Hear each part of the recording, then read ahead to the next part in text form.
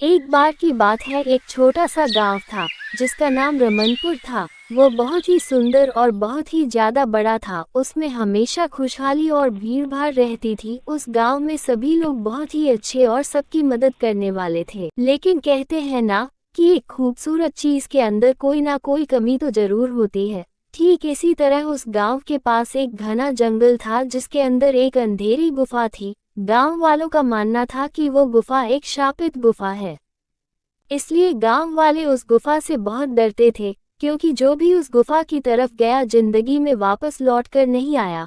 इसलिए सभी कहते थे कि अंधेरा होते ही कोई भी गांव से बाहर नहीं जाएगा। लेकिन एक दिन एक रामू नाम का व्यक्ति को अपने खेत से आने में देरी हो गई। वो काफी डरा डरा जंगल के रास्ते अपने घर की ओर बढ़ रहा था, क्योंकि गांव में आने का मात्र एक ही रास्ता था जो उस गुफा के सामने से होकर जाता था। लेकिन जिसका डर था वही हुआ। रामू को वही आवाज सुनाई दी और रामू उसे आवाज की ओर आकर्षित हो गया। लेकिन दूसरी तरफ उसके पीछे ही गांव का एक दूसरा आदमी भी आ रहा था। जैसे ही उस आदमी ने देखा कि रामू उस गुफा की ओर जा रहा है, तो उस आदमी ने रामू को रोकने की कोशिश की। लेकिन जितने में वो रामू को रोक पाता, इतनी देर में रामू उस गुफा के अंदर चला गया। उसने देखा और वो जोर से भागा और जाकर रामू की पत्नी को बताया कि रामू के साथ क्या हुआ। रामू की पत्नी रोने लगी। ये खबर पूरे गांव में फैल गई और पूरे गांव वाले इसी बारे में बात करने लगे। इसी गांव में एक औरत और उसका एक बेटा रहता था। उस लड़के के पिता का देहांत हो चुका था, जिसमें बेटे का नाम आर्यन था। वो दोनों माँ बेटे खेती बाड़ी कर अपना गुजर बसर करते थे। एक दिन खेत से लौटते वक्त आर्यन ने अपनी माँ से बोला कि मैं अपने दोस्त के पास होकर आऊंगा। उसकी माँ ने बोला, बेटा जल्दी आ जाना। आर्यन अपनी माँ से बात करके अपने दोस्त के घर की तरफ बढ़ चला।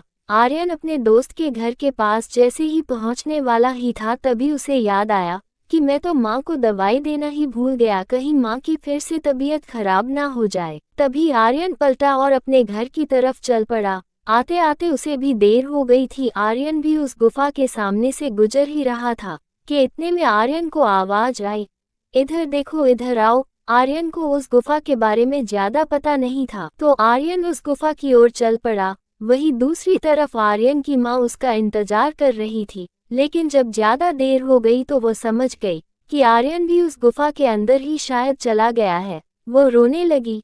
फिर गांव वालों ने मिलकर एक तांत्रिक को जाकर ये सब बताया कि कैसे कैसे लोग उस गुफा के अंदर जा रहे हैं और वापस नहीं आते। तांत्रिक ने उस गुफा के बारे में लोगों को बताया कि काफी समय पहले कुछ लोगों ने वहां पर एक लड़की को मार दिया था। तभी से उस लड़की की आत्मा उस गुफा के अंदर भटक रही है, और जो भी उस गुफा के आसपास से गुजरता है वो उसे बुलाती है और मार देती है। उस तांत्रिक ने बोला, चलो मैं तुम्हारे साथ चलता हूँ और जाकर देखता हूँ कि क्या माजरा है। तांत्रिक उनके साथ गया और जाकर उस गुफा के सामने उस लड़की की आत्मा को बुलाने लगा। लड़की की आत्मा जैसे ही सभी गांव वालों के सामने आई तो सभी डर गए। तांत्रिक ने बोला, यह मेरे बस की बात नहीं है। वहीं दूसरी तरफ उस लड़की की आत्मा ने आर्यन को कुछ नहीं किया था, क्योंकि वो एक छोटी लड़की थी और आर्यन भी एक छोटा ही बच्चा था। वो आत्मा वहां पर काफी अकेली थी। उस आत्मा को लगा कि मैं आर्यन को कुछ नहीं करती, लेकिन यहाँ से मैं आर्यन को वापस जाने नहीं दूंगी, यह मेरे साथ यही रहेगा। आर्यन ने उस आत्मा को अपनी माँ के बारे में बताया कि वो कितनी बीमार है। आर्यन के समझाने के बाद आत्मा मान गई और आर्यन ने आत्मा को बताया कि हम कितने गरीब हैं और मेरे सिवा मेरी माँ का कोई नहीं है। तो आत्मा ने बताया कि जिन लोगों ने मुझे मारा है वो यहाँ पर मुझे मारने नहीं बल्कि इस गुफा में एक खजाना है उसे ढूंढने आए थे। तभी मैं इस गुफा की तरफ से गुजर रही थी, मैंने उन्हें बात करते सुन लिया। तभी उनमें से एक ने मुझे देखा और पकड़ लिया और मुझे मार दिया। मैं उस खजाने का रास्ता तुम्हें बताती हूँ, जाओ और जाकर उस खजाने को ले जाओ और अपनी माँ का इलाज कराओ और अच्छे से अपनी जिंदगी गुजारो। आर्यन ये बात सुनकर बहुत खुश हुआ और वो उस खजाने की तरफ बढ़ा। फिर आर्यन ने उस खजाने को लिया और अपने घर की तरफ चल पड़ा।